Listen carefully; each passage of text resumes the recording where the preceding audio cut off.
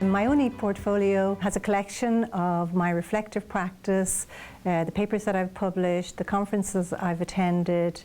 I've reflected on a particular module and how I would like to improve my teaching, my students' learning and my assessment practices. What I have in my ePortfolio is that I've got loads of reflections.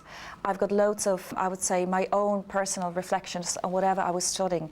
I can see my learning curve from the moment I started my program till the moment I finished and graduated. I've got videos, I've got infographics, I've got different images, I've got my Word documents, PDFs as well, different kinds of posters as well.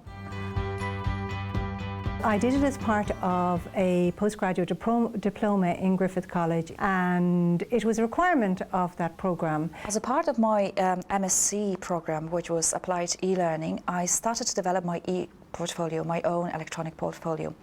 That was the part of the whole, I would say, the assessment system as well.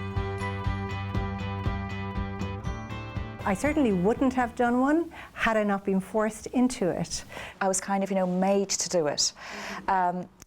But in this way, it was a great learning curve as well.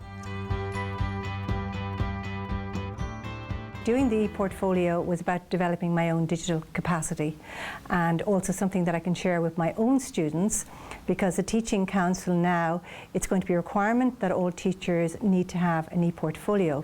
So the fact that I've done one myself means that I can show mine to my students. I think the main thing was in relation to self-reflection. This was really, I was kind of new to reflecting on my own practice and on my own learning as well. So this chunk was really positive for me, because I learned how to reflect on learnings on kind of everyday basis now. We had to use WordPress. So I used WordPress, and there were workshops, but unfortunately I missed them all. So I tried to figure it out myself from the list of instructions that I got.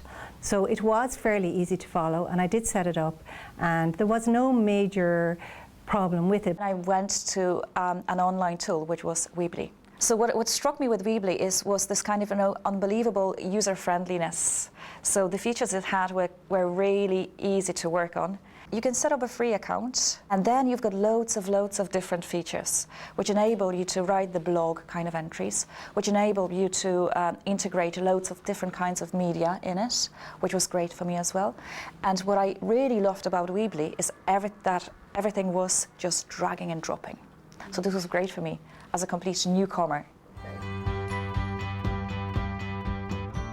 So I did have to ask somebody in my household, my daughter, when I was having troubles, and she then was able to help me with it. I had a backup in terms of having my supervisor and the tutors on the course who were just looking at the content itself. But when it comes down to the technical setting up of my portfolio, I managed to do it myself. There are loads of tutorials, so you can learn as you go anyway. No particular challenges apart from the usual challenges of technology. With everything, any new piece of software, you have to be stupid again. And so you have to go back into that learner space where you think you're entirely stupid and that you know absolutely nothing. I kind of stumbled at the very beginning. It was a really, really huge learning curve for me. You see, my background is not IT at all, so I come from a completely different background. So I didn't have any technical skills whatsoever, if you know what I mean. So I didn't have any training as well. So once you've actually experienced that and you've sunk to the bottom, and then you start playing with it. So learning is also about play, so allow myself time to play with the technology. So that overcame the challenges. I was just experimenting. This was very by trial and error kind of situation.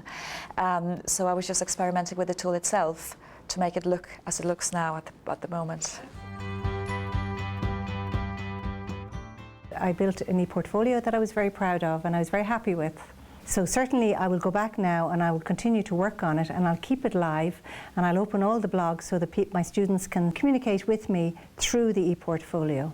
So now I've got my ePortfolio kind of in a different digital form, because I keep the track of whatever I learn new. So after graduating, after formally finishing, having it done with DIT, I kind of continued. but just in a different manner, because I got so used to it. Like all new technology, the first time you use it, you're like, oh my God, why am I doing this? Am I crazy? When you work and then you have to devote some extra time to writing reflections or just reflecting on whatever you learn, unfortunately, it is time consuming. But I think it's worth it anyway, so the time and the input is there, but still, I think, it's really worth it. Once you see the final outcome, I think that's it anyway. It's like a lot of learning experiences in life. If somebody doesn't push you into it, it's like when I was learning to swim, the instructor said, are you going to stay in the shallow end all your life? The most difficult part is to start. Once you start, then it gets easier and easier.